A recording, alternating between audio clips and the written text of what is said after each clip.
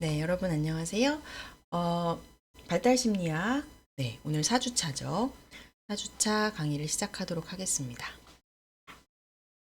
4주차부터는 2부로 넘어가게 됩니다. 그래서 2부는 태내 발달, 그러니까 아이가 임신이 되었을 때 뱃속에서 발달이 어떻게 일어나는지, 그리고 출산하고 신생아 그 시기까지 이렇게 2부에서는 4장, 5장, 6장에 대해서 다루도록 하겠습니다.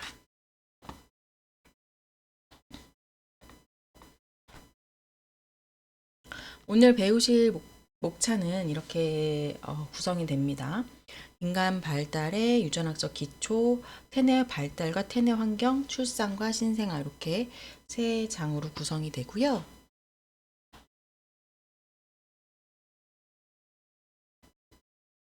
잠깐 여러분이 3주차 복습을 하시면 좋을 것 같아서 목차만 넣어봤어요. 3주차 때는 인간 발달과 관련된 이론 4가지를 배우셨는데요.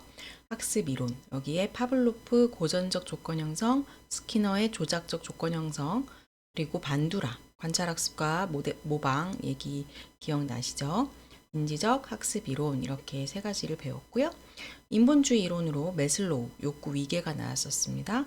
그리고 로저스의 인간 중심 이론, 자아 실현 기억나실 것 같고요. 동물행동학적 이론에서는 로렌츠의 각인 이론, 그리고 볼비의 애착 이론, 윌슨의 사회생물학 이론 이렇게 3가지 다루었고, 생태학적 이론으로는 브론펜브레너의 생태학적 체계 이론, 엘더의 생애 이론 이렇게 여러 가지 이론을 3주차에 다뤘었어요. 네, 그러면 네, 인간 발달의 유전학적 기초부터 시작을 하도록 하겠습니다. 교재는 여러분 137쪽을 보시면 되는데, 이제 첫 번째 주 논쟁 중에 유전이냐, 환경이냐, 이런 얘기가 주요 논쟁 중에 하나라고 이제 말씀을 드렸었어요. 그래서 여러분들께서 유전에 대해서는 워낙 잘 알고 계신 부분인데, 유전이 된다라는 거. 유전의 법칙은 도대체 뭐냐? 그러니까 유전의 법칙이라는 건 유전 정보가 어떻게 한 세대에서 다음 세대로 전해지는가? 이게 궁금할 수 있죠. 어떻게 이게 전해질까?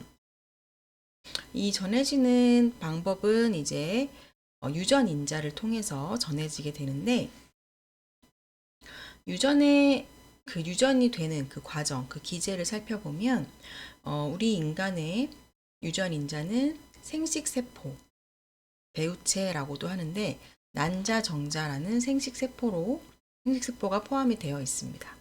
그리고 접합체라는 것은 수정을 통해서 형성된 단세포, 하나의 세포를 접합체 이렇게 얘기를 하는 거고요. 인간의 염색체는 여기 그림에도 보시면 아시겠지만, 그림에 보시면 아시겠지만 인간의 염색체는 23쌍의 염색체가 있습니다. 그래서 23쌍이라서 46개의 염색체고요. 23개의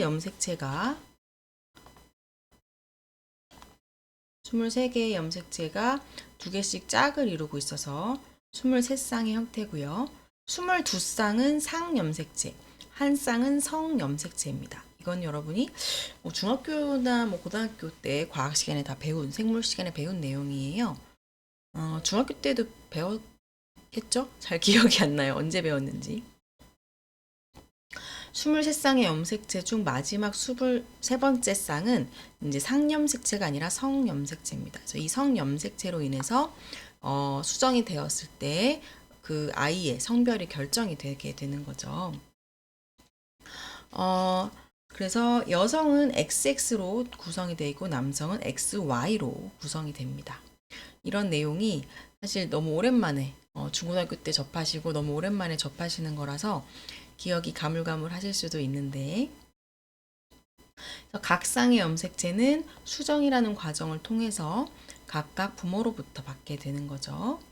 그래서 이제 교재 137쪽 맨 아래쪽에 보시면 난자와 정자에 대한 설명이 되어 있어요. 여성의 배우체를 난자라고 하죠. 난자는 인체에서 가장 큰 크기의 세포다. 크기가 0.14에서 0.2mm 정도. 사실 세포치고는 가장 큰 거예요. 남성의 배우체를 정자라고 하는데 그 크기는 난자의 40분의 1 정도이다. 난자에 비하면 매우 작다라고 볼 수 있겠죠. 여러분이 DNA라는 말 되게 많이 들어보셨을 텐데 DNA는 우리의 유전자의 집합체를 DNA라고 합니다. 138쪽의 설명을 보시면 정자와 난자가 결합을 하게 되는 순간에 정자로부터 23개 염색체, 난자로부터 23개 염색체가 각각 방출이 돼요. 그래서 새로운 46개의 염색체가 배합이 형성이 되는 건데요. 이런 염색체 안에 유전인자들이 들어있어요. 이 유전인자의 정보들이 다 저장이 되어 있는 거죠. 그래서 139쪽에 이 DNA, 유전인자의 집합체인 DNA에 대한 설명이 되어 있는데 DNA에 우리의 유전 정보가 저장이 되어 있는데 그 정보의 양이 브리테니커 백과사전의 모든 판에 실려 있는 정보의 양과 비슷하다. 어마어마한 정보의 양이죠. 그리고 DNA는 무게는 엄청 가벼워요. 2분의 1g. 근데 총 길이는요. 지구에서 태양까지의 거리에 해당한다고 합니다. 어마어마한 길이에 어마어마한 정보가 그 아주 작은 DNA에 들어가 있다는 것을 우리가 알 수가 있는 거죠. 후성 유전으로 넘어갈 건데요. 후성 유전이라는 건 뭐냐면 여러분 교재는 140쪽 보시면 되는데 후성 유전의 이 내용이 좀 재미있는 것 같아요. 뭐냐면 DNA 서열이 바뀌지 않으면서 유전자의 표현형 또는 유전자의 발현이 변하는 현상이다. 그래서 예를 들려서 설명을 드리면 조금 이해가 쉬우실 텐데 일란성 쌍둥이 있잖아요. 일란성 쌍생아. 이 일란성 쌍둥이는 사실 유전인자가 똑같아요. 그쵸? 똑같은 유전인자가 이렇게 나누어져서 쌍둥이가 이제 태어나게 되는 건데 근데 완전 100% 똑같지는 않죠. 생물학적으로 동일한 형질을 갖지는 않습니다. 이게 어떻게 된 거지? 유전인자가 동일한데도 겉으로 드러나는 모습이나 특성이나 이런 것들이 달라질 수 있다는 거예요. 유전자에 우리가 똑같이 갖고 태어난다고 해도 여기에 이제 메틸기라는 게 나오는데 이 메틸기가 유전자 주위에 붙게 되면 어떤 유전자가 이렇게 발현되는 거를 저해할 수 있다는 거예요. 그래서 유전이냐 환경이냐 이 싸움이 있었다고 했잖아요. 환경이 영향을 주게 되면 유전자가 동일하고 유전자가 바뀌지 않아도 어떤 유전자의 발현이 제한된다거나 이런 후성 유전으로 인해서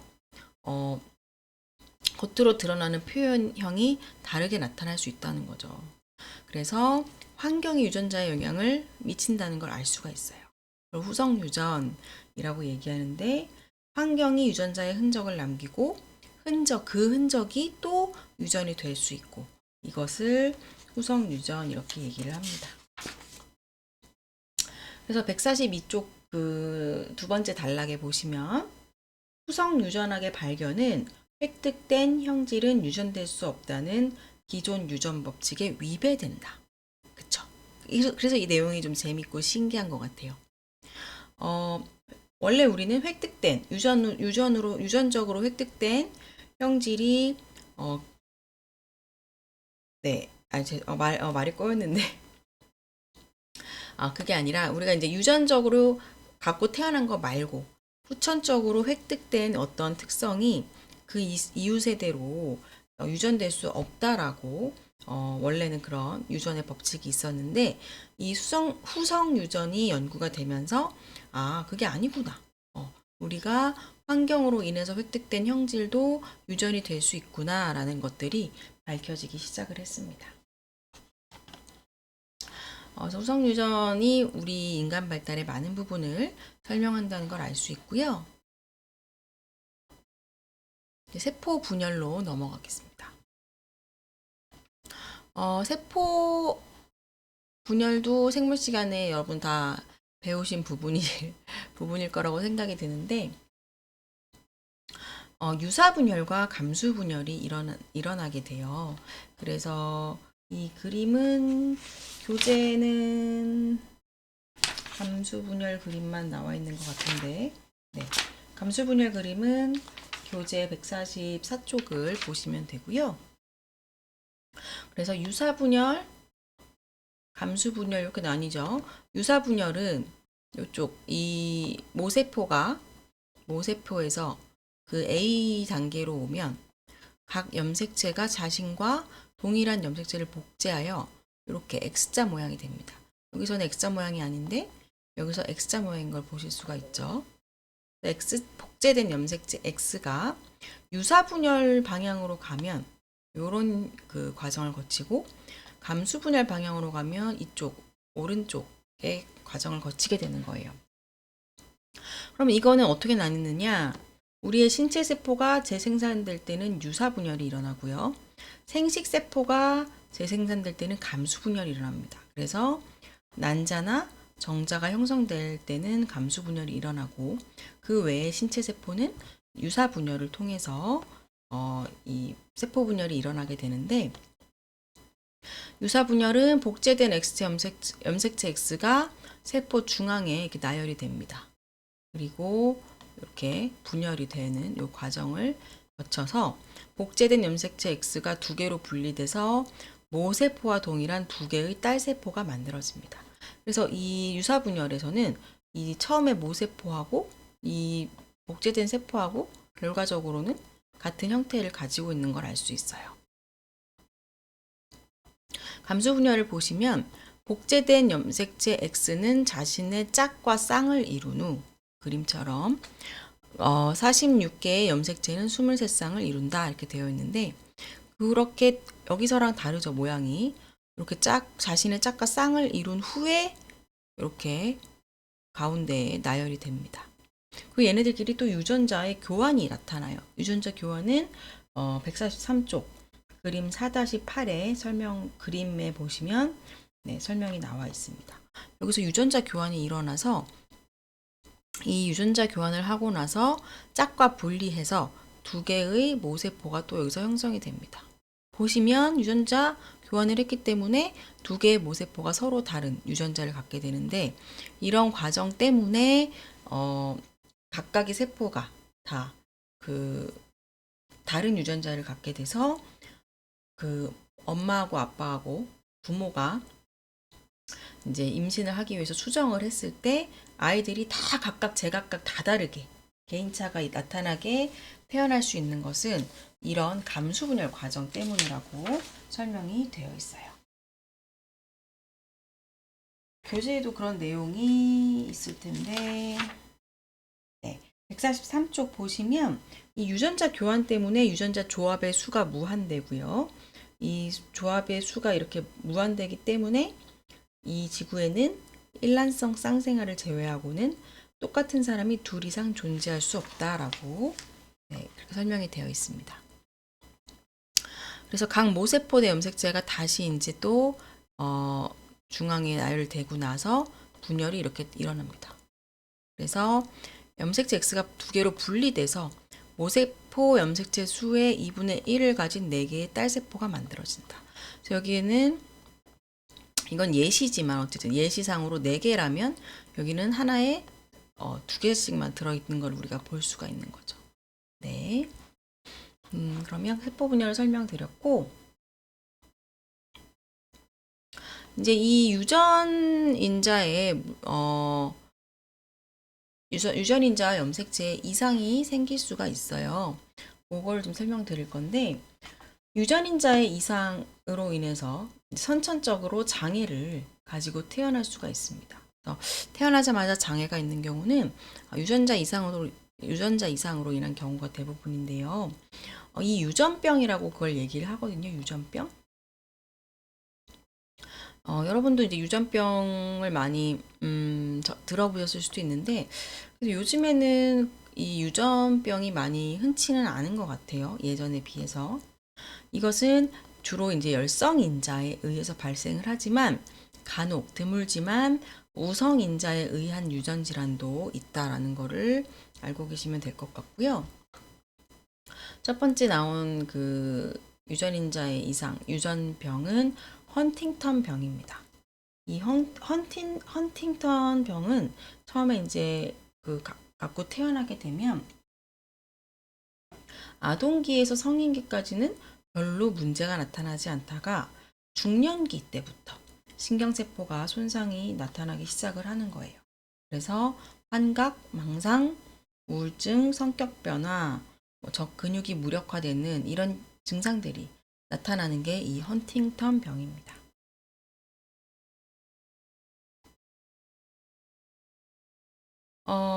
그래서 이게 우성인자지만 이게 유전이 되게 되면 계속해서 헌팅턴병이 유전병으로 이어지게 되는 거고요. 그 다음에 페닐케토뉴리아, 발음이 어렵네요. 페닐케토뉴리아라는 유전병이 또 소개가 되고 있는데, 이 페닐케토뉴리아는 열성인자 유전병이고 이 중에 가장 보편적입니다. 이것은 신진대사에 필요한 효소가 결핍돼서 페닐알라닌이 분해되지 못해서 독성이 축적되는 그런 상황에서 이제 이 독성이 신경조직에 축적이 되면 정신지체를 유발을 하게 될 수 있어요. 그래서 정신지체가 유발되면 지능장애나 운동, 신경장애가 동반됩니다. 여기 그림 사진은 뭐냐면 이 헌팅턴 병의 그림이에요. 이 헌팅턴 병에 걸리면 145쪽 약간 3분의 2 지점에 보시면 헌팅턴병 환자는 팔다리를 흐느적거리면서 걷기 때문에 마치 춤을 추는 것처럼 보인다는 거예요. 그래서 이렇게 화살표가 이렇게 그림 이게 이렇게 몸이 움직여지는 거죠. 그래서 이거를 춤추는 것 같다 해서 헌팅턴 무도병 이렇게 부르기도 한다라고 교재에 설명이 나와 있습니다. 그 다음에 이제 성염색체 이상으로 어떤 질병들이 나타나는지를 볼 건데요. 성염색체 이상은 지금 교재에는 5가지가 소개가 되어 있어요. 자, 보시면 먼저 클라인펠터 증후군은 XXY, 유전 수정을 했을 때 XXY가 된 거죠. 그래서 X가 2개이기 때문에 남성적 특성이 약하고 여성적 특성이 발달을 합니다. 그래서 일반 남성에 비해서 남성 유방암 발병률이 20배 높다. 그리고 고환 미성숙으로 생식이 불능이고 지능이 낮다. 그 다음에 성염색체 Y가 하나 더 많은 경우는 총증후군이라고 합니다. 정상 남성보다 키가 크고 치아가 크다. 네. 비정상적으로 적은 정자수를 갖게 되지만 생식 능력은 있고요. 범죄율이 높고 정신분열증, 요새 이제 조현병이라고 하는데 정신분열증 발병률이 높습니다. 그다음에 터너 증후군은 하나의 X 염색체가 없는 X5의 경우입니다. 그래서 이거는 여성 호르몬이 부족하고 생식기 발육 부전이 일어나고 생식 능력이 없고요. 그래서 기억력, 추리력에 문제가 발생하고 당뇨병, 연소자형 관절염, 작은 키 이런 증상들이 나타납니다. 그 다음에 초자 증후군은요. 다중 X인 거예요. 다중 X. X가 여러 개인데 외형상으로는 정상적인 여성 외모와 생식 능력을 갖추지만 지능이 낮고 언어적인 추론 능력이 떨어집니다. 그다음에 X결함 증후군은 성염색체 X가 정상적 형태가 아니고 뭔가 형태적으로 구조적으로 문제가 생겨서 접혀 있거나 잘라져 있는 경우. 남성 발병률이 높고요. 이럴 경우에 고환이 비대하거나 정신지체의 언어장애가 나타나거나 자폐증이 나타날 수가 있습니다. 여성의 경우에 성염색체가 XX잖아요. 그래서 X가 두 개이기 때문에 결함이 있는 X염색체가 다른 하나의 건강한 X염색체에 의해서 수정 보완될 수 있기 때문에 이거는 남성에게서 더 발병률이 높게 나타납니다. 성염색체 이상의 유전병들을 좀 살펴봤고요. 그다음에 상염색체 이상은 첫 번째로 이제 다운 증후군이 나오는데,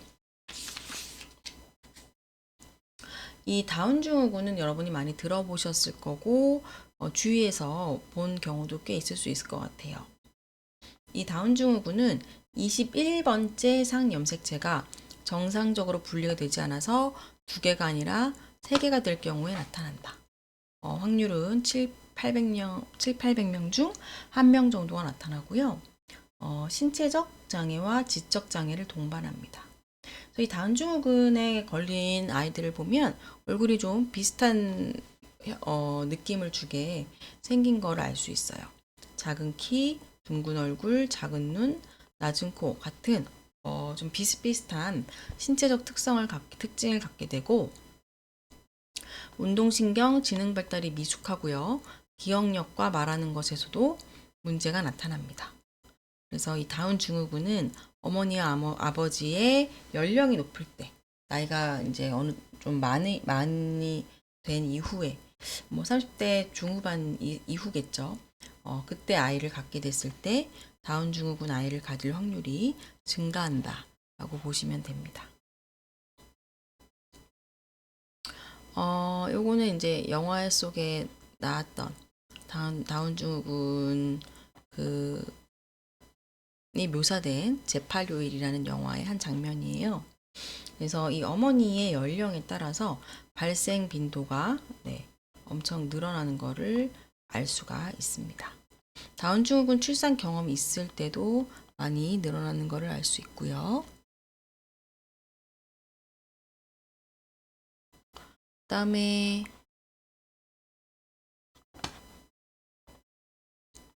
그래서 이런 유전병을 미연에 이제 알고 좀 예방하기는 어렵지만 이제 미리 알기 위해서 체내 진단 검사들이 여러 가지가 나오는데요. 사실 이게 안다고 해도 이렇게 뾰족한 수가 없기는 해요. 치료가 되거나 이러기가 어렵기 때문에. 근데 이제 이런 검사들을 통해서 미리 알 수가 있고, 또 유전병으로 인해서 사산을 하는 경우도 있기 때문에 그런 거는 산모의 건강이나 이런 걸 위해서 미리 좀 알고 있으면은 산모의 건강에 예방되는 측면이 있겠죠. 제일 먼저 양수검사입니다. 양수검사는 35세 이상의 인부에게 실시를 하게 되는 검사인데요. 양막 아랫부분에서 소량의 양수를 채취를 합니다. 그래서 세포 염색체를 분석해서 200여 종의 유전적 결함을 판별하고요. 융모 검사는 이 양수 검사의 경우에 여러분 교재 보시면